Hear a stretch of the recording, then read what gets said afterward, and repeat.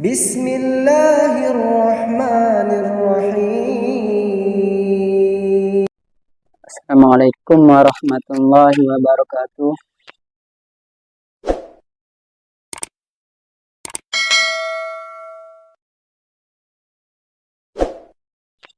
Oke teman-teman, di video kali ini saya akan mereaction video ceramah ataupun video dakwah dari Ustadz Dr. Khalid Basalamah MA.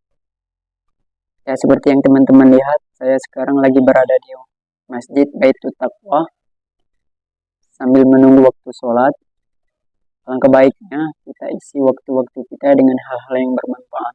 Ya, contohnya nonton ceramah ini atau isi-isi hal lain yang bermanfaat.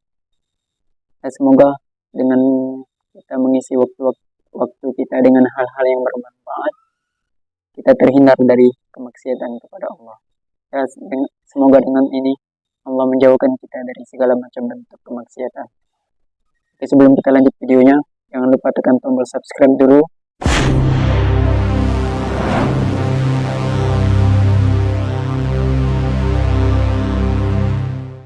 Sultan Murad II diistilahkan, karena ada Sultan Murad I. Sultan Murad II ini ada tradisi dia yang sangat bagus gitu. Dia punya sebuah buku ya, pribadi yang dia sering tulis sendiri pengalaman dia pada saat jadi pemimpin, gitu kan. Salah satu tradisi beliau ini, setiap malam beliau kadang-kadang sering keluar tapi pakai baju biasa, ditinggalkan semua pakaian kesultanannya, dia keluar dengan penasehatnya berdua ngeliling-keliling di jalan Istanbul. Liling-liling lihat, beli makanan di pinggir jalan, berbaur sama masyarakat, dengerin keluhan mereka. Ada orang yang sakit dibantu, ada yang butuh bantuan, fakir miskin dibantu, dia tahu. Jadi dia tahu masalah di lapangan dan dia bantu, besoknya didalamkan, diaplikasikan, diperbaikin, begitulah. Satu malam, dalam salah satu bukunya, dalam satu lembaran buku sejarah hidupnya, beliau bilang, satu malam saya nggak bisa tidur. Kemudian saya bilang sama penasihat saya, coba malam ini kita sama-sama yuk pergi keluar seperti biasa nyamar. Baiklah, jalanlah berdua ini. Begitu dia jalan, tiba-tiba waktu jalan di salah satu jalan-jalan kecil di Istanbul, ada satu orang jalan pegang botol khamr. Pas depan Sultan Murad, subhanallah, dengan hikmah Allah kepleset orang itu, jatuh, kendi khamrnya pecah, mati tiba-tiba. Di tempat mati orang itu. Waktu mati, biasanya kalau ada orang seperti ini jatuh tiba-tiba, umumnya kan banyak orang yang datang melihat ada apa keadaannya. Waktu itu Sultan Murad tiba-tiba datang dengan penasihatnya, lihat, diperiksa, sudah meninggal orang, diperiksa urat nadi lehernya tidak, udah mati orang ini. Tapi anehnya, nggak ada satu orang pun yang lalang itu mau lihat, nggak mau ditengok, nggak mau dilihat gitu. Langsung kata Sultan Murad, wahai muslimin, ini ada orang mati, gitu kan? Nggak ada yang nyaut. Dua kali, wahai muslimin, ini orang muslim, oh ini orang mati, nggak ada yang nyaut. Satu orang di situ, rumahnya rupanya dekat situ, dia bilang, kami tidak akan sentuh jenazah itu, walaupun dia sudah mati. Kata Sultan Murad, kenapa? Dia bilang, tidak anda lihat, dia pegang khamar, orang ini fasik, ahli maksiat. Setiap malam zina, setiap malam mabuk. Kami nggak mau, sentuh jenazahnya kami nggak mau. Kata Sultan Murad, tapi kan dia dari kaum muslimin. Kalau kalian tidak mau mengurus jenazahnya, tunjukkan saya di mana rumahnya, biar saya yang bawa ke rumahnya. Ada beberapa orang, ringkas cerita, membantu Sultan Murad datang ke rumahnya. Diketok pintu, dibuka, istrinya lihat suaminya meninggal, nangis. Seperti umumnya biasa wanita, menangis, kemudian masuklah. Yang lain ini orang-orang yang tadi nunjukin rumah itu sudah pulang semua, tinggal Sultan Murad sama penasehatnya. Duduk depan jenazah ini, istrinya nangis. Kata Sultan Murad, saya mau tanya, kenapa waktu tadi suami kamu jatuh, mati ini, nggak ada yang mau lihat jenazahnya, dan tersebar isu di tengah-tengah masyarakat tadi, mereka nggak mau sentuh ini karena dianggap suami kamu ini fasik, setiap hari zina, setiap hari mabuk. Sultan Murad kaget waktu istrinya tiba-tiba berhenti nangis, langsung dia bilang, saya udah tahu orang akan nilai begitu suami saya, tapi perlu anda tahu, suami saya ini bukan pezina, bukan orang mabuk. Sultan Murad bilang, bagaimana bisa? Jelas khamar di tangannya dia, kendinya pecah, saya lihat dia bawa khamar, dan orang ini bukan satu dua orang memberikan kesaksian, tidak ada satupun orang yang mau bantu jenazahnya.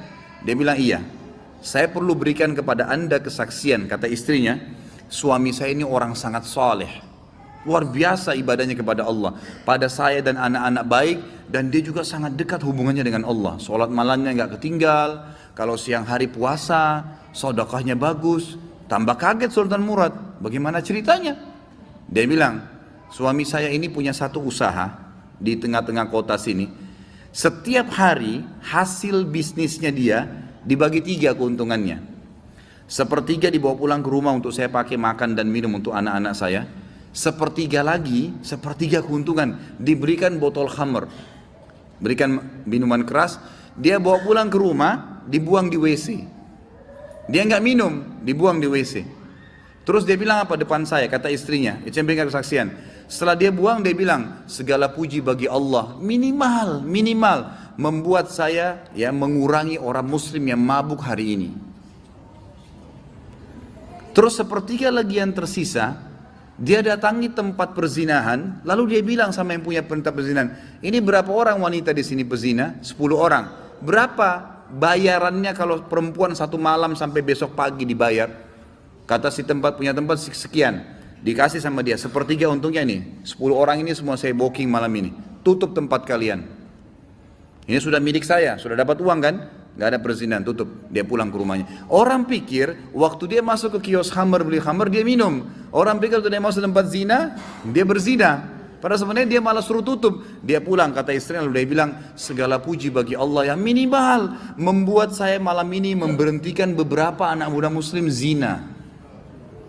Bayangkan, pernah gak kita terfikir buat perbuatan begini? Tidak terlintas.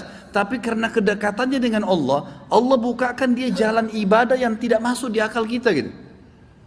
Lalu istrinya bilang, saya pernah bilang sama suami saya, kalau begini perilakumu, kapan kamu mati, nanti jenazah kamu gak diurus sama kaum muslimin. Ternyata terjadi, kata istrinya, jenazahnya gak ada yang urus. Tapi waktu itu suami saya sempat senyum, dan suami saya bilang, tenang aja hai istriku, kalau saya mati, yang solati saya nanti khalifah, sultan, penasehatnya, dan juga seluruh ulama Istanbul. Sultan Murad waktu itu menangis, lalu mengatakan, suamimu benar, saya Sultan Murad, khalifah muslimin, saya akan urus jenazah suamimu. Saya akan, sama ini penasehat saya, kami akan solati dan saya akan undang seluruh ulama di Istanbul untuk mensolatinya. Kedekatan diri seseorang pada Allah, Allah akan bukakan kita di lini-lini ibadah yang kita tidak sampai, tidak sadar gitu, tidak sangka gitu ya.